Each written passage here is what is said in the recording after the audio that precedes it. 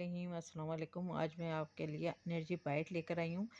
इसकी हर एक बाइट में जो है बहुत एनर्जी मिलती है। आप ज़रूर इसको ट्राई करें, आप भी लें, बच्चों को भी दें। बहुत हेल्दी है, रोज़ का एक डेली खाएं, बहुत ज़बरदस्त चीज़ है, ज़रूर ट्राई करिएगा। मेरे चैनल को सब्सक्राइब करें, बराबर में दिए गए बेल को क्लिक कीजिए ताकि नई रेसिपी आपके पास सबसे पहले आए।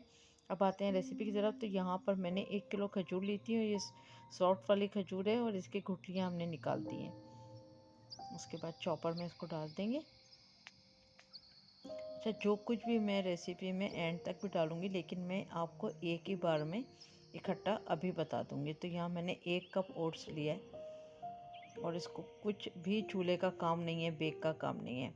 कोकोआ पाउडर जाएगा 100 ग्राम। अगर कुछ चीज़ें मैंने आगे भी डाली हैं तो वो मैंने टेस्ट करके डाले हैं, जो कमी बेची थी आपको पूरा करके मैंने बताया, लेकिन यहाँ मैं प्रॉपर बता रही हूँ, उतनी ही चीज़ें डालिएगा जितना मैंने यहाँ पर आपको बताया है। उसके बाद वनीला एसेंस जाएगा 1/4 टीस्पून। पीनट बटर है 3 टेबल स्पून।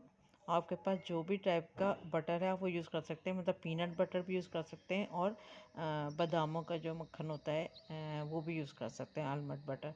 तो मेरे पास दोनों ही रखे थे तो मैंने दोनों ही इसमें डाल दिए हैं। अगर आप चाहें तो खाली पीनट बटर से भी इसको बना सकते हैं। उसके बाद यहाँ पर हमने बादाम का मक्खन लिया है 2 टेबल स्पून।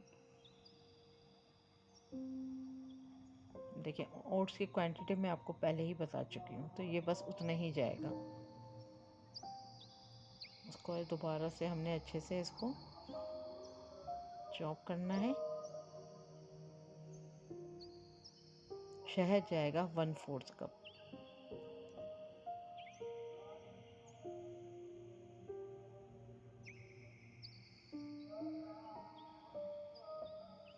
कोशिश करिएगा कि प्योर शहद होना चाहिए। उसके बाद दोबारा से हमने इसको अच्छे से चला लेना है ताकि सब चीज़ें मिक्स हो जाएं। तो बस अब ये रेडी हो चुका है बॉल बनने के लिए। ये आप देख सकते हैं बहुत अच्छी तरह से सब चीज़ें मिक्स हो चुकी हैं इसमें।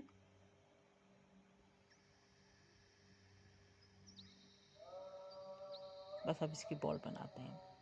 तो 1 टेबल स्पून आपने अपने हाथों में लेना है और इसके बॉल्स इस तरह से रेडी कर लेना है सारे के सारे। अगर अगर आप चाहें तो इस पर डार्क ब्राउन चॉकलेट जो होती है उसको मेल्ट करके उसमें भी डिप कर सकते हैं, लेकिन इसमें मैंने डिप नहीं करा है। सिर्फ डेकोरेशन के लिए मैंने थोड़ा सा हल्का ऊपर लगा दिया है और पिस्तों से इसको गार्निश करा है, वरना आप ये बाइट ऐसे ले सकते हैं। तो उम्मीद करती हूँ आज की रेसिपी आपको पसंद आई होगी। Thank you for watching. दुआ में याद रखें, अपना ख्याल रखें। अल्लाह हाफिज़।